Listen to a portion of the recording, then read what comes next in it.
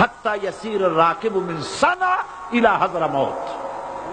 সেদিন বেশি দূরে নয়, ইয়েমেনের রাজধানী সানা থেকে শুরু করে সৌদি আরবের হাযরামাউত পর্যন্ত হাজার হাজার মাইল, এই দীর্ঘ পথে যুবতী নারী তার সৌন্দর্যের পশ্চা নিয়া, আর ধনাঢ্য ব্যক্তিরা সওদাগরেরা তাদের টাকা পয়সা নিয়া একাকে নিয়ে অথবা দলবদ্ধ ভাবে মানুষেরা যাতায়াত করবে।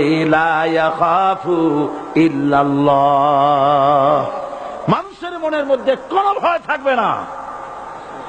এমন একটা সময় আসবে, ওয়ালাকিন্নাকুম তাস্তাজিলুন, অথচ তোমরা বড্ড তাড়াহুড়ো করছো। তাড়াহুড়ো করো না, অপেক্ষা করো, ধৈর্য ধরো, মার খাও, জেলে যাও, শহীদ হও, আল্লাহর রাজ কায়েম হবেই হবে।